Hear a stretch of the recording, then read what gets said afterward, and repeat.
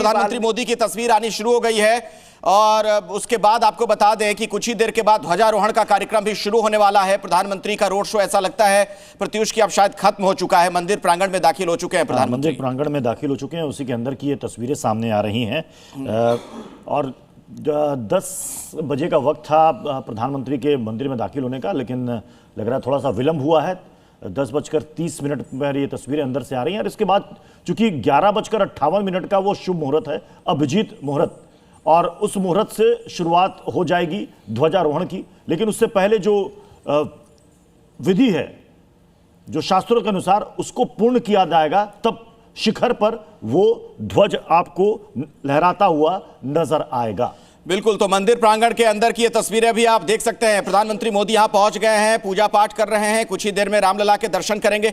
मुझे लगता है आचार्य विक्रमादित्य जी, क्या ये पूरी परिक्रमा कर रहे हैं क्या प्रधानमंत्री वहां पर? जी, इस वक्त मंदिर प्रांगण में दर्शन जिस प्रकार से कर रहे हैं, उसके बाद पूजा विधि आरंभ होगी। सबसे पहले दर्शन कर स्वयं को अपनी पेशी लगा देना, सबसे पहले भगवान के समक्ष उपस्थित होकर सब प्रकार से जो कार्य को जिसको लिया था वो आज पूर्णता की तरफ उपस्थित हो रहा है। बड़ा सुंदर सौभाग्य है कि हम सब आपके इस चैनल के माध्यम से आप सबके साथ बैठकर उन अपने दिग्दर्शकों से, अपने नेत्रों से इस सुंदर दृश्यों का चित्रण अपने मनोमस्तिष्क पर इंगित कर रहे हैं। बड़ा सुंदर सौभाग्य है कि हम सब इस वेला में 500 साल लगे, इस वेला को आने में 500 साल लगे।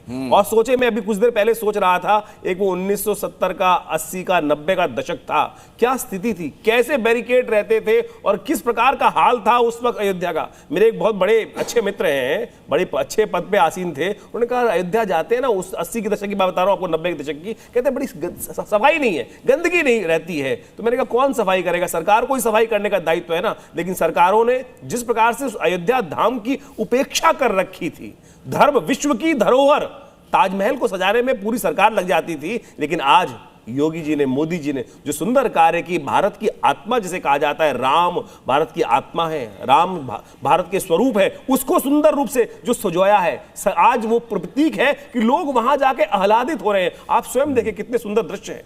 कोई परिकल्पना कर सकता था कि आज में प्रवेश करने के बाद प्रधानमंत्री नरेंद्र मोदी सप्त मंदिर शेषावतार मंदिर के दर्शन कर रहे हैं, फिर अन्नपूर्णा मंदिर के उनको दर्शन करना है, उसके बाद फिर वो प्रवेश करेंगे गर्भगृह में। और वो समय जो है वो 11:10 का है, जब गर्भगृह में प्रधानमंत्री नरेंद्र मोदी प्रवेश करेंगे, और 11:58 पर वो मुहूर्त शुरू हो जाएगा ध्वजारोहण का।